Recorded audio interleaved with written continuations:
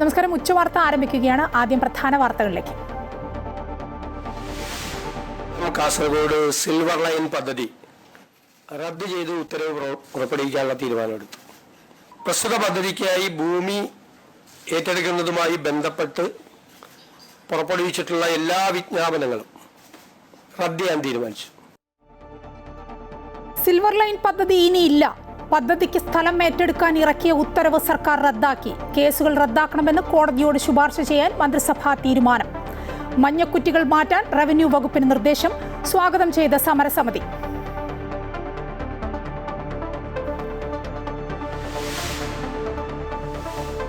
കാലാവധി തീരുന്ന PSC ലിസ്റ്റുകൾ നവംബർ 31 വരെ നീട്ടാൻ സർക്കാരിന്റെ തീരുമാനം. ചികിത്സാ പിഴവിൽ മരിച്ച വേണുവിന്റെ കുടുംബത്തിന് 5 ലക്ഷം രൂപ നഷ്ടപരിഹാരം നൽകാൻ മന്ത്രിസഭാ തീരുമാനം. സത്യപ്രതിജ്ഞാ ചടങ്ങിൽ വന്ദേമാതരം ആലപിച്ചത് രാജ്ഭവനിൽ നിന്നുള്ള നിർദ്ദേശം അനുസരിച്ചെന്നും വേദിയിലിരിക്കുമ്പോഴാണ് ഇക്കാര്യം അറിഞ്ഞത് എന്നും മുഖ്യമന്ത്രി. സത്യപ്രതിജ്ഞാ വേളയിൽ പിതാവിന്റെ പേര് പരാമർശിച്ചതിനെ ചൊല്ലിയുള്ള ആരോപണങ്ങളെ മുഖ്യമന്ത്രി തള്ളി. ഞാൻ എൻ്റെ അച്ഛൻ്റെ പേര് പറഞ്ഞ എന്താ കുഴപ്പം? എൻ്റെ അച്ഛൻ്റെ പേര് അതാണ്. എനിക്ക് അമ്മയുടെ പേര് കൂടി പറയാത്തതിൽ സങ്കടമുണ്ട്. ഞാൻ MLA ആകുന്നതിന് മുമ്പ് മരിച്ചുപോയവരാണ് രണ്ടുപേരും. എൻ്റെ അച്ഛൻ്റെ പേര് കൂടി പറയണമെന്ന് പറഞ്ഞു. എൻ്റെ ഫുൾ നെയിം ഞാൻ വായിച്ചു. സാധാരണ അങ്ങനെയാണല്ലോ, ഇപ്പോൾ പാസ്പോർട്ടിൽ എഴുതുന്നത് അങ്ങനെയല്ലേ. എൻ്റെ അച്ഛൻ്റെ പേര് കൂടി ഞാൻ പറഞ്ഞു. അച്ഛൻ്റെ പേര് പറയാൻ വേണ്ടിയിട്ടാണ് ഞാൻ പറഞ്ഞത്.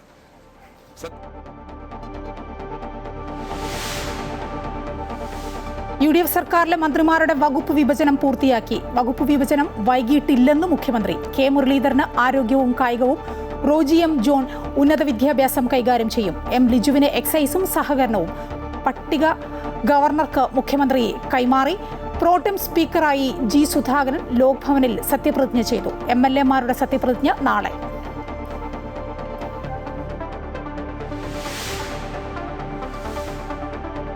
CPM തിരുവനന്തപുരം ജില്ലാ സെക്രട്ടേറിയറ്റിൽ പിണറായി വിജയനും പാർട്ടി സെക്രട്ടറി MV ഗോവിന്ദനുമെതിരെ രൂക്ഷ വിമർശനം. തെരഞ്ഞെടുപ്പിൽ പരാജയപ്പെടാനുള്ള കാരണം പിണറായിയുടെ ധാർഷ്ട്യമാണെന്ന് നേതാക്കൾ. CM ഓഫീസിൽ സാധാരണക്കാരന് പ്രവേശിക്കാൻ കഴിയുമായിരുന്നില്ലെന്നും മുഷിഞ്ഞ ഷർട്ട് ഇടുന്നവരോട് മാറി നിൽക്കാൻ പറയുമെന്നും വിമർശനം.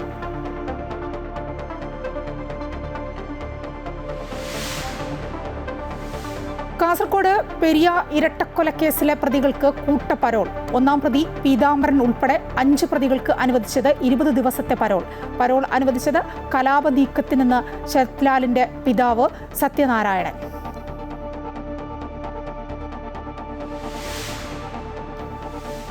IPL ഇന്ന് Kolkata night Riders Mumbai Indians പോരാട്ടം. മത്സരം വൈകിട്ട് 7:30 മുതൽ ഈഡൻ ഗാർഡൻസിൽ. സിൽവർ ലൈൻ പദ്ധതിക്കായി സ്ഥലം ഏറ്റെടുക്കാനായി ഇറക്കിയ ഉത്തരവ് റദ്ദാക്കി VD സർക്കാർ. കേസുകൾ റദ്ദാക്കണമെന്ന് കോടതിയോട് ശുപാർശ ചെയ്യും. മഞ്ഞക്കുറ്റികൾ മാറ്റാൻ റവന്യൂ വകുപ്പിന് നിർദ്ദേശം നൽകിയെന്നും മുഖ്യമന്ത്രി VD സതീശൻ അറിയിച്ചു.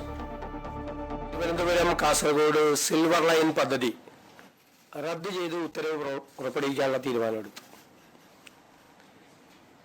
പ്രസ്തുത പദ്ധതിക്കായി ഭൂമി ഏറ്റെടുക്കുന്നതുമായി ബന്ധപ്പെട്ട് പുറപ്പെടുവിച്ചിട്ടുള്ള എല്ലാ വിജ്ഞാപനങ്ങളും റദ്ദ് ചെയ്യാൻ തീരുമാനിച്ചു.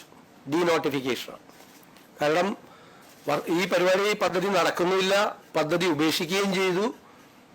നിരവധി വർഷങ്ങളായി ഈ ഭൂമി വിൽക്കാനോ വാങ്ങാനോ ഇതൊന്ന് പണയപ്പെടുത്താനോ മകളുടെ വിവാഹത്തിന് ഒരു ലോൺ എടുക്കാൻ പോലും പറ്റാതെ ഈ സാധാരണക്കാരായ ആളുകൾ മുഴുവൻ വിഷമിക്കുകയാണ്. അതുകൊണ്ടാണ് ഏതായാലും പദ്ധതി ഉപേക്ഷിച്ചത് കൊണ്ട് ആ പദ്ധതി കേന്ദ്ര ഗവൺമെന്റും അംഗീകാരം തന്നില്ല. ഞങ്ങളതിനെ എതിർത്ത് സിൽവർ ലൈൻ എതിർത്ത് ഞങ്ങൾ സമരം ചെയ്തതാണ്. അതിന്റെ അടിസ്ഥാനത്തിൽ ആ ഉത്തരവ് റദ്ദാക്കാനും ഈ ഭൂമി ഏറ്റെടുക്കൽ നോട്ടിഫിക്കേഷൻ ഡീനോട്ടിഫൈ ചെയ്യാനുമുള്ള സുപ്രധാനമായ തീരുമാനം എടുത്തിട്ടുണ്ട്. സിൽവർ ലൈൻ സമരവുമായി ബന്ധപ്പെട്ട വിവിധ കോടതികളിലും പോലീസ് സ്റ്റേഷനിലും ഒക്കെ നിലനിൽക്കുന്ന കേസുകൾ അത് ആഭ്യന്തര വകുപ്പ് അത് പരിശോധിച്ച് ആ കേസുകൾ പിൻവലിക്കാൻ വേണ്ടിയിട്ടുള്ള, കേസുകളുടെ സ്വഭാവം അനുസരിച്ച് അത് പിൻവലിക്കാൻ വേണ്ടിയിട്ടുള്ള ശുപാർശകൾ കോടതിയാണ് അത് അനുമതി നൽകേണ്ടത്. കോടതിയിലേക്ക് ഗവൺമെന്റ് അതിനുള്ള ശുപാർശ കോടതിക്ക് മുൻപാകെ നമ്മൾ സമർപ്പിക്കാൻ തീരുമാനിച്ചു. പിന്നെ പദ്ധതിക്ക് വേണ്ടി സ്ഥാപിച്ചിട്ടുള്ള മഞ്ഞക്കുറ്റികൾ അത് നീക്കം ചെയ്യുന്നതിന് റവന്യൂ വകുപ്പിന് നിർദ്ദേശം നൽകിയിട്ടുണ്ട്. നീക്കം ചെയ്യാം, മഞ്ഞക്കുറ്റികളെല്ലാം മാറ്റി. സിൽവർ ലൈൻ പദ്ധതി റദ്ദാക്കിയ സർക്കാർ തീരുമാനം സ്വാഗതാർഹമെന്ന് സമരസമിതി. കഴിഞ്ഞ 7 വർഷമായി സിൽവർ ലൈൻ കടന്നുപോകുന്ന മേഖലയിലെ ജനങ്ങൾ ദുരിതം അനുഭവിക്കുകയാണ്. ഭൂമിയുടെ ക്രയവിക്രയത്തിൽ തടസ്സം നിലനിന്നതാണ് ഏറെ പ്രതിസന്ധിയിലാക്കിയത്. സമരസമിതി അംഗങ്ങൾക്കെതിരെ സ്റ്റേഷനുകളിലും കോടതികളിലും നിലനിൽക്കുന്ന എല്ലാ കേസുകളും പിൻവലിക്കുക എന്നത് പ്രധാന ആവശ്യമായിരുന്നുവെന്നും നേതാക്കൾ പ്രതികരിച്ചു. വളരെ സ്വാഗതാർഹമായ തീരുമാനമാണ്. ഞങ്ങൾ ഇന്നലെ മുഖ്യമന്ത്രിക്ക് നേരിട്ട് നിവേദനം സമർപ്പിച്ചിരുന്നു. അടുത്ത ക്യാബിനറ്റിൽ തന്നെ ഒരു തീരുമാനം ഉണ്ടാകുമെന്ന് പറഞ്ഞിരുന്നു. വളരെ സന്തോഷം. കാരണം കഴിഞ്ഞ 7 വർഷമായി വളരെ വലിയ ദുരിതം അനുഭവിച്ചുകൊണ്ടിരിക്കുകയാണ് കേരളത്തിൽ ഈ ലൈൻ കടന്നു പോകുന്ന മേഖലയിലെ ജനങ്ങൾ. അതിനൊരു പരിഹാരമുണ്ടായി എന്നുള്ളത് സമരസമിതിയെ സംബന്ധിച്ചിടത്തോളം അങ്ങേയറ്റം സ്വാഗതാർഹമായ ഒരു തീരുമാനമാണ്. ഭൂമിയുടെ മേൽ ഒരു മൊറട്ടോറിയം ഉണ്ടായിരുന്നു. അതായിരുന്നു പ്രശ്നം. കാരണം ഈ റവന്യൂ വകുപ്പ് ഇറക്കിയ ഭൂമി ഏറ്റെടുക്കൽ ഉത്തരവ് അത് നിലനിൽക്കുവോളം ഭൂമി കൈമാറ്റം ചെയ്യാൻ കഴിയാനോ ഇല്ല ബാങ്കിൽ വായ്പയ്ക്ക് കൊടുക്കാനോ ഒന്നും കഴിയാത്തൊരു സ്ഥിതി ഉണ്ടായിരുന്നു. അതാണ് ഏറ്റവും ആളുകളെ ആശങ്കപ്പെടുത്തിയൊരു സംഗതി. കേരയിൽ പദ്ധതി വിജ്ഞാപനം റദ്ദാക്കിയതിൽ സന്തോഷം പ്രകടിപ്പിച്ച് കോഴിക്കോട് കാട്ടിലെപ്പീടികയിൽ സമരസമിതിയുടെ നേതൃത്വത്തിൽ ആഹ്ലാദ പ്രകടനം നടന്നു. കേസുകൾ പിൻവലിക്കാൻ ഉൾപ്പെടെയുള്ള തീരുമാനത്തിൽ സന്തോഷമുണ്ടെന്ന് സമരസമിതി പ്രവർത്തകർ പറഞ്ഞു. കോഴിക്കോട് കാട്ടിൽപ്പീടികയിൽ നിന്നും എം രാഗേഷ് തയ്യാറാക്കിയ റിപ്പോർട്ടിലേക്ക്. ഞാനിപ്പോൾ ഉള്ളത് കോഴിക്കോട് കാട്ടിലെപ്പീടികയിലാണ്. കേരളത്തിനെതിരെ വളരെ ശക്തമായ സമരം നടന്നിട്ടുള്ള ശ്രദ്ധേയമായ ഒരു സ്ഥലം കൂടെയാണ്. നമ്മളോടൊപ്പം ഇസ്മായിൽ കായുണ്ട്. ഈ ഒരു പദ്ധതിയിൽ നിന്ന് പിറകോട്ട് പോകുന്നു എന്ന് പ്രഖ്യാപിച്ചിരിക്കുകയാണ്. എങ്ങനെയാണ് ഇതിനെ നോക്കിക്കാണുന്നത്? വളരെ സന്തോഷത്തോടു കൂടിയാണ്. കാരണം ഞങ്ങൾ ഇത് പിഴുതെറിയും, ഇത് കേരയിൽ പദ്ധതി അറബിക്കടലിൽ എറിയുന്നുള്ളത് ഈ കൊച്ചു ഗ്രാമത്തിൽ നിന്ന് തുടങ്ങിയിട്ടുള്ളൊരു മുദ്രാവാക്യമാണ്. അത് കേരളത്തിലെ ജനങ്ങൾ ഏറ്റെടുത്തു. കേരളത്തിലെ അന്നത്തെ പ്രതിപക്ഷ നേതാവാണ്. വലിയ സന്തോഷം. അദ്ദേഹം കേരളത്തിൻ്റെ മുഖ്യമന്ത്രിയാണ്. അദ്ദേഹത്തിൻ്റെ ടീമും ബഹുമാനപ്പെട്ട PK കുഞ്ഞാലിക്കുട്ടി സാഹിബ് അടക്കം അദ്ദേഹത്തിൻ്റെ ടീം ഇന്നലെ ഞാൻ നേരിട്ട് അവരെ കണ്ടപ്പോൾ, രാവിലെ ഞങ്ങൾ സമരസമിതി പ്രവർത്തകർ അവരെ കണ്ടിരുന്നു. നേരിട്ട് വൈകിട്ട് അവരെ കണ്ടപ്പോൾ അവർ പറഞ്ഞത്, ബഹുമാനപ്പെട്ട മുഖ്യമന്ത്രി എന്നോട് പറഞ്ഞത് കോഴിക്കോടിനൊരു ഗിഫ്റ്റ് ഉണ്ടെന്നാണ്. ഈ സമരത്തെക്കുറിച്ച് ഞങ്ങൾ പറഞ്ഞിരുന്നു. കോഴിക്കോടിനൊരു ഗിഫ്റ്റ് ഉണ്ട്, പ്രതീക്ഷിക്കാമെന്നാണ് പറഞ്ഞിരുന്നത്. തീർച്ചയായിട്ടും ഇത് തന്നെയാവണം ആ ഗിഫ്റ്റ് എന്ന് ഞാൻ മനസ്സിലാക്കുന്നു, ഉറച്ചു വിശ്വസിക്കുന്നു. കാരണം ഞങ്ങൾ ഈ സമരം ഏറ്റെടുക്കുമ്പോൾ പിന്തുണയ്ക്കാൻ ആരും ഉണ്ടായിരുന്നില്ല. യഥാർത്ഥത്തിൽ അദ്ദേഹമാണ് UDF ഒരു ടീം നിശ്ചയിച്ച് ഈ വിഷയത്തെക്കുറിച്ച് പഠിച്ച് ഇത് ജനകീയ സമരമാണെന്നും ഇത് കോർപ്പറേറ്റ് വികസനമാണെന്നും ദുരന്ത വികസനമാണെന്നും മനസ്സിലാക്കി ഈ സമരത്തോടൊപ്പം കൂടുകയും അതിന് നേതൃത്വം കൊടുക്കുകയും കേരളത്തിൽ അങ്ങോളം ഇങ്ങോളം ഞങ്ങളുടെ സമരത്തിൽ മുമ്പന്തിൽ നിന്ന് നയിച്ചിട്ടുള്ള ആളാണ് കേരളത്തിലെ മുഖ്യമന്ത്രി. അദ്ദേഹം തീർച്ചയായിട്ടും ഈ അധികാരത്തിൽ വരികയാണെങ്കിൽ കേരളയിൽ ഉണ്ടാവില്ല എന്ന് നമ്മുടെ ഈ തെരഞ്ഞെടുപ്പ് ആയിട്ട് കണക്ട് ചെയ്തിട്ടുള്ള ആ പ്രകടന പത്രികയിൽ പറഞ്ഞതുമാണ്. തീർച്ചയായിട്ടും ഞങ്ങൾക്ക് വലിയ സന്തോഷം. ഇതുമായി ബന്ധപ്പെട്ട് നിരവധി കേസുകളുള്ള ഒരു പശ്ചാത്തലം കൂടെയുണ്ട്. ഈ കേസുകളൊക്കെ തന്നെ പിൻവലിക്കുന്ന സാഹചര്യത്തിലേക്ക് ഉൾപ്പെടെ, അതായത് അതിൻ്റെ സ്വഭാവം ഉൾപ്പെടെ പരിശോധിച്ചുകൊണ്ട് മുന്നോട്ട് പോകുക എന്നാണ് മനസ്സിലാക്കുന്നത്. എന്താണ് ഇതുമായി ബന്ധപ്പെട്ട് പറയാനുള്ളത്? തീർച്ചയായിട്ടും അതും വലിയ ആശ്വാസമാണ്. കാരണം ഞങ്ങളെ പോലെയുള്ള പൊതുപ്രവർത്തകർ നിരന്തരമായി ഈ കേസിന് വേണ്ടി പോകേണ്ടി വരുന്ന ഒരു സാഹചര്യമുണ്ട്. ഒരുപാട് കേസുകൾ ഇപ്പോഴും നിലനിൽക്കുകയാണ്. ഞങ്ങളുടെ ഏറ്റവും പ്രധാനപ്പെട്ട ഒരു ആവശ്യവും ഈ കേസുകൾ, കള്ളക്കേസുകൾ പിൻവലിക്കണമെന്നാണ്. കേരളത്തിൻ്റെ ഒരറ്റത്ത് നിന്ന് മറ്റേ അറ്റം വരിക. പ്രത്യേകിച്ച് കോട്ടയത്തെ മാടപ്പള്ളിയിലും കാട്ടിലെപ്പീടികയിലും കല്ലായിലൊക്കെ ഒട്ടേറെ കേസുകൾ ഇപ്പോഴും നിലനിൽക്കുകയാണ്. ആ കേസുകൾ പിൻവലിക്കുക എന്ന് പറഞ്ഞാൽ ഒരു സർക്കാർ അവരുടെ ഒരു ജനകീയ ഭരണത്തിൽ നിന്നുകൊണ്ട് ജനങ്ങളോട് കാണിക്കുന്ന ഏറ്റവും വലിയ മമതയാണ് എന്ന് ഞങ്ങൾ ഉറച്ചു വിശ്വസിക്കുന്നു. വലിയ സന്തോഷവും വലിയ ആശ്വാസവും ഇത് പിൻവലിച്ചതിൽ ഞങ്ങൾക്കുണ്ട്. ഈ സമരപ്പന്തൽ ഇപ്പോഴും ഇവിടെ ഉണ്ട്. ഇനിയിപ്പോൾ സമരപ്പന്തൽ ഇല്ലാതെയാവുകയാണല്ലേ? തീർച്ചയായിട്ടും സമരപ്പന്തൽ ഞങ്ങൾ ഗൗരവമായിട്ട് അതിനെക്കുറിച്ച് ആലോചിക്കും. ഇത്തരം ദുരന്ത പദ്ധതികൾ ഏത് ഗവൺമെൻറ് കൊണ്ടുവന്നാലും ആ സമരത്തിൻ്റെ തുടക്കം മുതൽ എല്ലായിടത്തും ഞങ്ങൾ സൂചിപ്പിച്ച ഒരു കാര്യമുണ്ട്. പരിസ്ഥിതിയെ മാനിക്കാത്ത, പരിസ്ഥിതിയുടെ താളം കെടുത്തുന്ന, ജനവിരുദ്ധമായ ലക്ഷക്കണക്കിന് ആളുകളെ കുടിയിറക്കുന്ന ഏറ്റവും വലിയ ഞങ്ങൾ സമരങ്ങളുടെ മാതാവ് എന്ന് വിളിച്ച സമരമാണ് ഈ കേരള വിരുദ്ധ സമരം. ആ സമരത്തിൽ ഞങ്ങൾ എടുത്ത ഒരു പ്രതിജ്ഞയുണ്ട്. ഇത്തരത്തിലുള്ള ജനവിരുദ്ധമായിട്ടുള്ള ദുരന്ത വികസന പദ്ധതികളെ എതിർക്കുന്ന കാര്യത്തിൽ ഈ ഗ്രാമവും ഈ പന്തലും ഈ ഭൂമികയും സമരക്കാരോടൊപ്പം ഉണ്ടാകും എന്നുള്ളതാണ് ഞങ്ങൾക്ക് ഇപ്പോഴും പറയാനുള്ളത്. അത്തരം ഈ ദുരന്ത പദ്ധതികൾ ഈ സർക്കാർ കൊണ്ടുവരില്ല എന്നുള്ളത് ഞങ്ങൾക്ക് ഉറപ്പാണ്. പക്ഷേ എങ്ങാണ്ട് അങ്ങനെ വന്നു കഴിഞ്ഞാൽ അതിനെയും ഞങ്ങൾ ചെറുത്തു തോൽപ്പിക്കും. ഏതായാലും കാട്ടിലെപ്പീടികയിലെ ഈ സമരപ്പന്തലിൽ വലിയ തരത്തിലുള്ള ആഘോഷങ്ങളാണ് നടന്നിട്ടുള്ളത്. M Ragesh, Amrita news, Kozhikode. 2026 August 31-നകം കാലാവധി തീരുന്ന PSC ലിസ്റ്റുകൾ നവംബർ 31 വരെ നീട്ടാൻ മന്ത്രിസഭായോഗ തീരുമാനം. ജൂൺ 1 മുതൽ 100 ദിന കർമ്മ പദ്ധതി ആരംഭിക്കും. പത്മ പുരസ്കാര ശുപാർശയ്ക്കുള്ള കമ്മിറ്റി രൂപീകരിച്ചു. ചികിത്സാ പിഴവിനെ തുടർന്ന് മരിച്ച വേണുവിന്റെ കുടുംബത്തിന് 5 ലക്ഷം രൂപ നഷ്ടപരിഹാരം നൽകാനും മന്ത്രിസഭായോഗം തീരുമാനിച്ചിരിക്കുന്നു. സത്യപ്രതിജ്ഞാ വേളയിൽ പിതാവിന്റെ പേര് പരാമർശിച്ചതിനെ ചൊല്ലിയുള്ള ആരോപണങ്ങളെ മുഖ്യമന്ത്രി തള്ളി. PSCയുമായി ബന്ധപ്പെട്ട ലിസ്റ്റ് നമുക്കൊരു റാങ്ക് ലിസ്റ്റുകളുടെ കാലാവധി ഇപ്പോൾ അവസാനിക്കുന്നതും 2026 ഓഗസ്റ്റ് 31-നകം കാലാവധി അവസാനിപ്പിക്കുന്നതുമായ എല്ലാ റാങ്ക് പട്ടികകളുടെയും കാലാവധി നവംബർ 30 വരെ ദീർഘിപ്പിക്കുന്നതിന് PSCക്ക് ശുപാർശ ചെയ്യാൻ തീരുമാനിച്ചു. 2026 ഓഗസ്റ്റ് 31-നകം കാലാവധി അവസാനിക്കുന്ന എല്ലാ റാങ്ക് പട്ടികകളുടെയും കാലാവധി 2026 നവംബർ 30 വരെ ദീർഘിപ്പിക്കുന്നതിന് PSCയോട് റെക്കമെൻഡ് ചെയ്യാൻ തീരുമാനിച്ചു. നമ്മുടെ മാനിഫെസ്റ്റോ, ആ മാനിഫെസ്റ്റോയിൽ പറഞ്ഞിരിക്കുന്ന കാര്യങ്ങളെല്ലാം, UDF മാനിഫെസ്റ്റോയിൽ പറഞ്ഞിരിക്കുന്ന കാര്യങ്ങളെല്ലാം വിവിധ വകുപ്പുകൾക്കായി തിരിച്ച് ആ വകുപ്പുകൾ ഈ മാനിഫെസ്റ്റോ നടപ്പാക്കുന്നതിന് വേണ്ടിയിട്ടുള്ള നിർദ്ദേശങ്ങൾ നൽകുന്നതിന് വേണ്ടിയിട്ട് അവർക്ക് കൊടുത്തിട്ടുണ്ട്.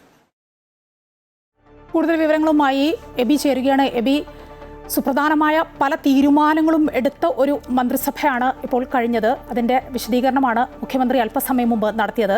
കേരയിൽ പദ്ധതി വിജ്ഞാപനം റദ്ദാക്കിയത് തന്നെയല്ലേ ഇന്നത്തെ മന്ത്രിസഭാ യോഗത്തിലെ സുപ്രധാനമായ തീരുമാനം? നിരവധിയായിട്ടുള്ള തീരുമാനങ്ങളോടുകൂടിയാണ് ഇന്നത്തെ മന്ത്രിസഭായോഗം പൂർത്തിയാക്കിയിരിക്കുന്നത്. കേരയിൽ പദ്ധതി ഉപേക്ഷിക്കുന്നു, അതുമായി ബന്ധപ്പെട്ട മുഴുവൻ ഉത്തരവുകളും റദ്ദാക്കുന്നു എന്നതായിരുന്നു പ്രധാനപ്പെട്ട തീരുമാനം. ഒപ്പം തന്നെ ഈ മഞ്ഞക്കുറ്റികൾ പറിച്ചെറിയുന്നതിനുള്ള നടപടിയെടുക്കണം എന്നുള്ളത് ആ ഒരു നിർദ്ദേശം റവന്യൂ വകുപ്പിന് നൽകിയിട്ടുമുണ്ട്. മറ്റൊന്ന് PSC റാങ്ക് ലിസ്റ്റിന്റെ കാലാവധി നീട്ടിയത് തന്നെയാണ്. ഓഗസ്റ്റ് 31-ന് അവസാനിക്കുന്ന റാങ്ക് ലിസ്റ്റുകളുടെ കാലാവധി ഈ നവംബർ 30 വരെ നീട്ടിക്കൊണ്ടുള്ള ഒരു ഉത്തരവും ഇറങ്ങിയിട്ടുണ്ട് എന്നുള്ളതാണ്. ഒപ്പം തന്നെ നിരവധിയായിട്ടുള്ള വാഗ്ദാനങ്ങൾ ഇലക്ഷൻ മാനിഫെസ്റ്റോയിൽ UDF മുന്നോട്ട് വച്ചിരുന്നു. അത് വളരെ വേഗം തന്നെ നടപ്പിലാക്കുന്നതിന് വേണ്ടിയിട്ടുള്ള ഒരു മന്ത്രിതല സമിതിയെ ചുമതലപ്പെടുത്തുകയും വളരെ വേഗം അത് നടപ്പിലാക്കാനുള്ള നടപടികൾ സ്വീകരിക്കണമെന്നുള്ള നിർദ്ദേശം നൽകുകയും ചെയ്തിട്ടുണ്ട്. ഒപ്പം തന്നെ ജൂൺ 1 മുതൽ 100 ദിന കർമ്മ പദ്ധതിക്ക് തുടക്കമിടുകയാണ്. വളരെ വേഗം അഡ്രസ്സ് ചെയ്യേണ്ട നിരവധിയായിട്ടുള്ള വിഷയങ്ങളുണ്ട്. ആ വിഷയങ്ങളായിരിക്കും ഈ 100 ദിന കർമ്മ പദ്ധതിയിൽ ഉണ്ടാവുക എന്നതാണ് ഏറ്റവും പ്രധാനപ്പെട്ട ഒരു കാര്യമായി ചൂണ്ടിക്കാണിക്കാനുള്ളത്. ഒപ്പം തന്നെ മെഡിക്കൽ നെഗ്ലിജൻസുമായി ബന്ധപ്പെട്ട് നിരവധിയായിട്ടുള്ള സംഭവങ്ങൾ റിപ്പോർട്ട് ചെയ്യപ്പെട്ടിരുന്നു. അതുമായി ബന്ധപ്പെട്ട് കൊല്ലത്ത് മരിച്ച വേണുവിന് കുടുംബത്തിന് 5 ലക്ഷം രൂപ നഷ്ടപരിഹാരം നൽകാനുള്ള തീരുമാനവും എടുത്തിട്ടുണ്ട്.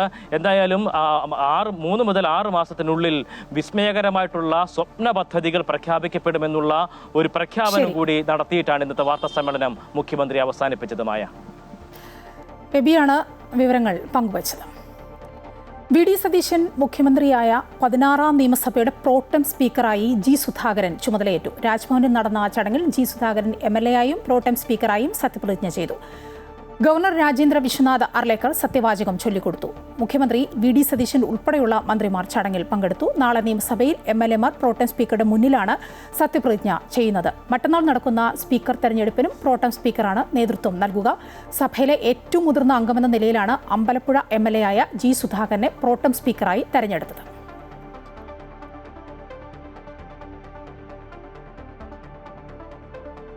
മന്ത്രിസ്ഥാനവുമായി ബന്ധപ്പെട്ട് നിലനിന്ന പരാതി പരിഹരിച്ചുവെന്ന് മാണി സി കാപ്പൻ. ക്യാബിനറ്റ് പദവി ഓഫർ ഉണ്ടായിരുന്നു. പ്രത്യേക സാഹചര്യത്തിലാണ് ലഭിക്കാതെ പോയത്. 2.5 വർഷം കഴിഞ്ഞ് മന്ത്രിസ്ഥാനം കിട്ടും. ക്യാബിനറ്റ് റാങ്കുള്ള ഒരു പദവി വൈകാതെ ലഭിക്കും. ടീം UDF എന്ന നിലയ്ക്ക് കുറച്ചുകൂടി സുതാര്യത വരുത്തണം ആയിരുന്നു. കേരള കോൺഗ്രസ് ജോസഫ് വിഭാഗത്തിനെതിരെ പരോക്ഷ വിമർശനവും മാണി സി കാപ്പൻ ഉന്നയിച്ചു.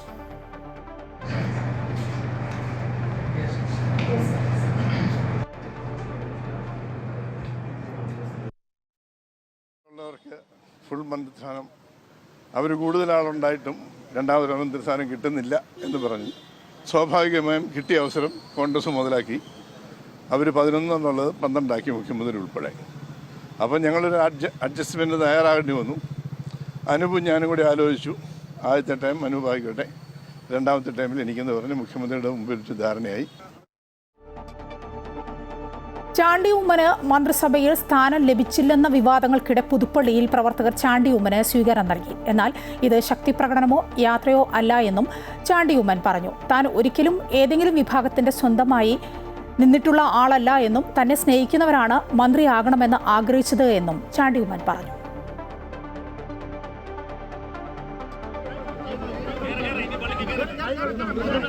വ്യാഴാഴ്ച MLA ആയി സത്യപ്രതിജ്ഞ ചെയ്യുന്നതിന് മുന്നോടിയായാണ് ചാണ്ടിക്ക് പുതുപ്പള്ളിയിൽ സ്വീകരണമൊരുക്കിയത്. തിരുവനന്തപുരത്തായിരുന്ന ചാണ്ടി ചൊവ്വാഴ്ച രാത്രിയാണ് പുതുപ്പള്ളിയിൽ മടങ്ങിയെത്തിയത്. പുതുപ്പള്ളി പള്ളിക്ക് മുന്നിലെ ഉമ്മൻചാണ്ടിയുടെ സ്തൂപത്തിൽ പുഷ്പാർച്ചനയ്ക്ക് ശേഷം പ്രവർത്തകരുടെ അകമ്പടിയോടെ ചാണ്ടി ഉമ്മൻചാണ്ടിയുടെ കല്ലറയിലെത്തി. പുഷ്പാർച്ചനയ്ക്കിടെ ചാണ്ടി വികാരാധീനനായി പൊട്ടിക്കരഞ്ഞു.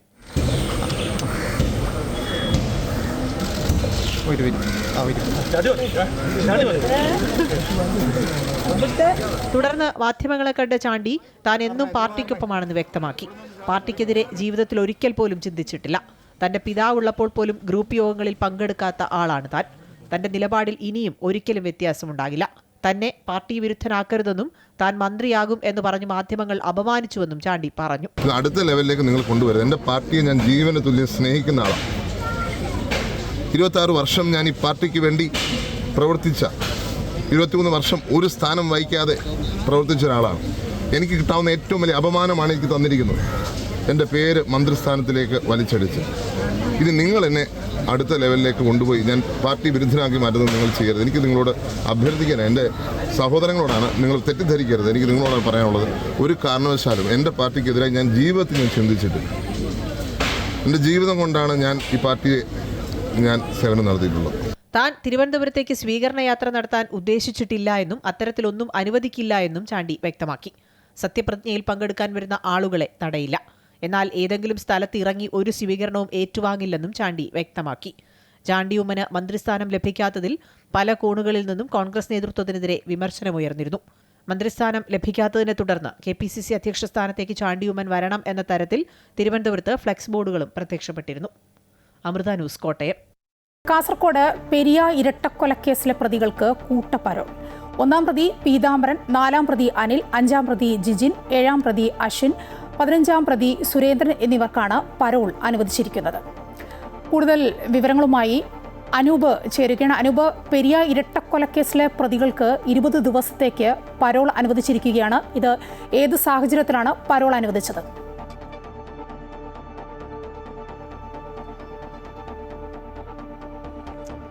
മായ, 1-ാം പ്രതി പീതാംബരൻ ഉൾപ്പെടെ 5 പ്രതികൾക്കാണ് ഇപ്പോൾ പരോൾ അനുവദിച്ചിരിക്കുന്നത്.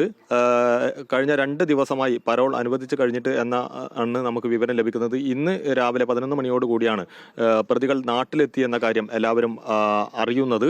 1-ാം പ്രതി പീതാംബരൻ ഉൾപ്പെടെ. ഇതിൻ്റെ ഒരു പ്രത്യേകത എന്ന് വെച്ചാൽ കഴിഞ്ഞ കാലങ്ങളിൽ പലതവണ പെരിയ ഇരട്ടക്കൊലക്കേസിലെ പ്രതികൾക്ക് പരോൾ അനുവദിച്ചിരുന്നുവെങ്കിലും അവരുടെ വീട് സ്ഥിതി ചെയ്യുന്ന ബേക്കൽ പോലീസ് സ്റ്റേഷൻ പരിധിയിലേക്ക് അവർക്ക് പ്രവേശിക്കാൻ അനുമതി ഉണ്ടായിരുന്നില്ല. എന്നാൽ ഇത്തവണ അവർക്ക് അതിനുള്ള അനുമതി കൂടി ലഭിച്ചു എന്നത് വലിയ പ്രതിഷേധത്തിന് ഇടയാക്കിയിരിക്കുകയാണ്. നാട്ടിൽ കലാപാന്തരീക്ഷം സൃഷ്ടിക്കുന്ന ഒരു സാഹചര്യം ഇതൊരുക്കും പ്രതികൾക്ക് കൂട്ടമായുള്ള പരോൾ അനുവദിക്കലെന്ന് കൊല്ലപ്പെട്ട ശരത്ലാലിൻ്റെ പിതാവ് സത്യനാരായണൻ മാധ്യമങ്ങളോട് പ്രതികരിക്കുകയുണ്ടായി. എന്തായാലും ഈ കാര്യം പുതിയ സർക്കാരിൻ്റെയും ആഭ്യന്തരമന്ത്രിയുടെയും ശ്രദ്ധയിൽപ്പെടുത്തിയിട്ടുണ്ട്. മേലിൽ ഇത്തരത്തിൽ പ്രതികൾക്ക് കൂട്ടമായി പരോൾ അനുവദിക്കുന്ന നടപടി ഉണ്ടാകാൻ പാടില്ലെന്ന് ഇവർ സർക്കാരിനോട് അഭ്യർത്ഥിച്ചിട്ടുണ്ട്. മറ്റൊരു കാര്യം കൂടി എടുത്തു പറയേണ്ടത്, ഇപ്പോൾ നിലവിൽ 5 പ്രതികൾക്കാണ് പരോൾ അനുവദിച്ചത്. ഇനി ഈ കേസിൽ ഉൾപ്പെട്ട് ജയിലിൽ കഴിയുന്ന മറ്റ്5 പേർക്ക് കൂടി പരോൾ ലഭിച്ചിട്ടുണ്ട് എന്ന സൂചനയാണ് ലഭിക്കുന്നത്.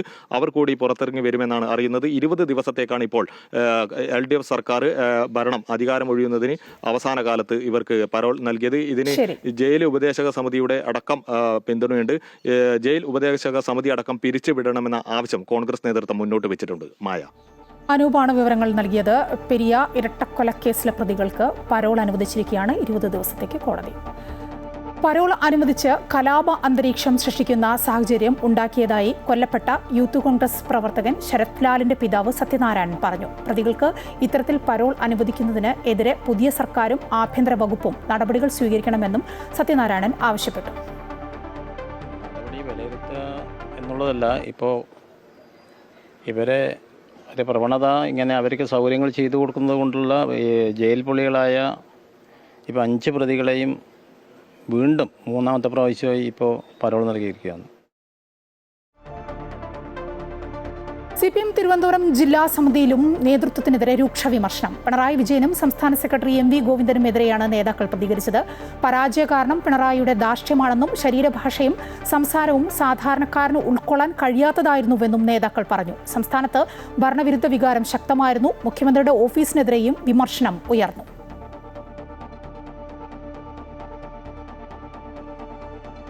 തെരഞ്ഞെടുപ്പിലെ കനത്ത തോൽവിക്ക് ശേഷം നടക്കുന്ന CPMന്റെ ഓരോ ജില്ലാ കമ്മിറ്റികളിലും മുൻ മുഖ്യമന്ത്രി പിണറായി വിജയനും പാർട്ടി സെക്രട്ടറി MV ഗോവിന്ദനുമെതിരെ കടുത്ത വിമർശനമാണ് ഉയരുന്നത്. വയനാട് ജില്ലാ സെക്രട്ടേറിയറ്റ് യോഗത്തിലും നേതൃത്വത്തിനെതിരെ രൂക്ഷ വിമർശനം ഉയർന്നു. തെരഞ്ഞെടുപ്പ് പരാജയത്തിന് പിന്നാലെ ചേർന്ന ജില്ലാ സെക്രട്ടേറിയറ്റ് യോഗത്തിലാണ് രൂക്ഷ വിമർശനമുണ്ടായത്.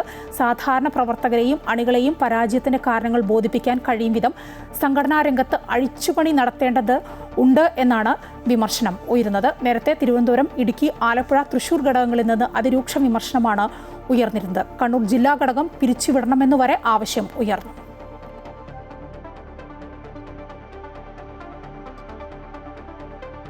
തെരഞ്ഞെടുപ്പിൽ വർഗീയത തിമർത്താടിയെന്ന് CPM കണ്ണൂർ ജില്ലാ സെക്രട്ടറി KK രാഗേഷ്. കഴിഞ്ഞുപോയത് ന്യൂനപക്ഷ വർഗീയത തിമർത്താടിയ തെരഞ്ഞെടുപ്പാണ്. മുസ്ലിം ലീഗും ജമാഅത്തെ ഇസ്ലാമിയും മതം നോക്കി വോട്ട് ചെയ്യാൻ പറഞ്ഞു. വിവിധ ഇടങ്ങളിൽ സ്ട്രാറ്റജിക് വോട്ടിംഗ് നടന്നുവെന്നും പേരാവൂരിൽ സണ്ണി ജോസഫ് ജയിച്ചത് താമരത്താങ്ങിലാണെന്നും KK രാഗേഷ് പറഞ്ഞു.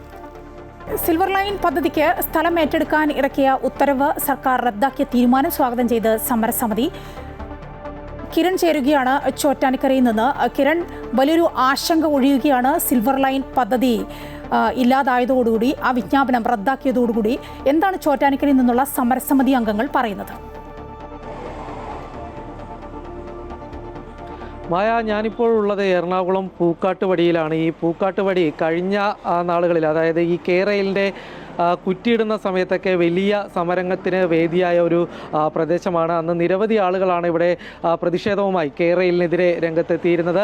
ഇപ്പോൾ വലിയ സന്തോഷത്തിലാണ് ഇവിടെയുള്ള ജനങ്ങൾ. അന്ന് ഈ കേരളിൻ്റെ കുറ്റിയിടുന്ന സമയത്ത് സർക്കാർ ഉദ്യോഗസ്ഥരുടെ, പോലീസിൻ്റെ ഒക്കെ എല്ലാം തന്നെ ഭാഗത്തു നിന്നുള്ള വലിയ എതിർപ്പുകൾ നേരിടേണ്ടി വന്നിരുന്ന ഒരു ജനങ്ങളുണ്ട്. ആ ജനങ്ങൾ ഇപ്പോൾ വലിയ സന്തോഷത്തിൽ തന്നെയാണുള്ളത്. രാജൻ ചേട്ടൻ, ഈ കേരള വിരുദ്ധ സമിതിയുടെ ജില്ലാ ചെയർമാനാണ്. ഞാൻ കേരള വിരുദ്ധ ജനകീയ സമിതിയുടെ എറണാകുളം ജില്ലാ വൈസ് ചെയർമാനാണ്. 2021 കേരള സിൽവർ ലൈൻ വിനാശ പദ്ധതിക്കെതിരെ ഉള്ള ഈ നാട്ടിലെ ജനങ്ങളുടെ പ്രതിഷേധം തുടങ്ങിയതിന് ശേഷം കല്ലിടലോടുകൂടിയാണ് ഈ പദ്ധതിക്കെതിരായിട്ടുള്ള ജനരോഷം ഏറ്റവും കൂടുതൽ ഉയർന്നു വന്നത്.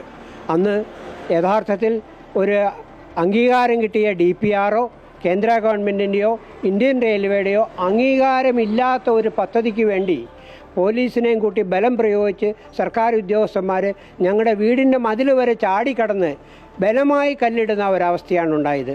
അതിനെയെല്ലാം ഞങ്ങൾ ശക്തിയുക്തം എതിർക്കുകയും സർക്കാരിൻ്റെ ഈ നടപടിയെ അങ്ങേയറ്റം പ്രതിഷേധിക്കുകയും ചെയ്തിട്ടുണ്ട്. പക്ഷേ ഞങ്ങളുടെ എല്ലാ പ്രതിഷേധങ്ങളെയും തൃണവൽക്കരിച്ചുകൊണ്ട് സർക്കാർ ഈ പദ്ധതിയുമായിട്ട് മുമ്പോട്ട് പോകുന്ന ഒരവസ്ഥയാണ് പിന്നീടുണ്ടായത്.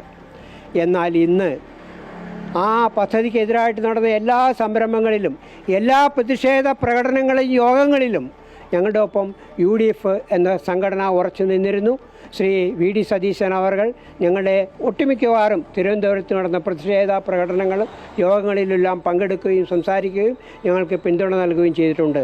ഇന്ന് അദ്ദേഹം മുഖ്യമന്ത്രി ആയപ്പോൾ ഇന്നലെ ഉച്ച കഴിഞ്ഞ് ഞങ്ങൾ അദ്ദേഹത്തെ പോയി ഓഫീസിൽ പോയി സന്ദർശിക്കുകയും സമരസമിതിയുടെ പേരിലുള്ള ഒരു മെമ്മോറാണ്ടം, ഒരു കുറിപ്പ് അല്ലെങ്കിൽ ഒരു മെമ്മോറാണ്ടം അദ്ദേഹത്തിന് നൽകുകയും ആ മെമ്മോറാണ്ടം സ്വീകരിച്ച ഉടനെ തന്നെ അദ്ദേഹം വേണ്ടത് ചെയ്യാമെന്ന് ആ കാര്യത്തിൽ ഉറപ്പ് നൽകുകയും ചെയ്തിരുന്നു.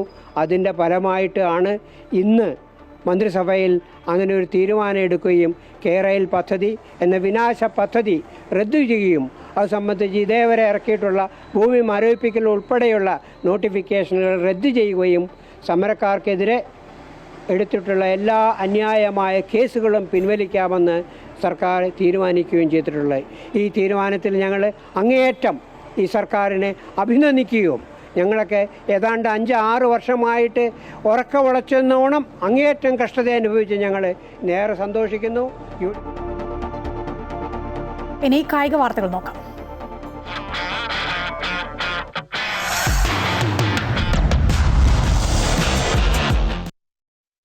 IPL ഇന്നത്തെ മത്സരം കൊൽക്കത്ത നൈറ്റ് റൈഡേഴ്സും മുംബൈ ഇന്ത്യൻസും തമ്മിലാണ്. രാത്രി 7:30 മുതൽ കൊൽക്കത്ത ഈഡൻ ഗാർഡൻസിലാണ് മത്സരം. 11 പോയിന്റുമായി പട്ടികയിൽ 8ാം സ്ഥാനത്താണ് കൊൽക്കത്ത. 9 പോയിന്റുമായി 9ാം സ്ഥാനത്താണ് മുംബൈ. ഉച്ചവാർത്ത പൂർണ്ണമാവുകയാണ്. കൂടുതൽ വാർത്തകൾ കാണാം ഞങ്ങളുടെ YouTube ചാനൽ സന്ദർശിക്കുക. നമസ്കാരം.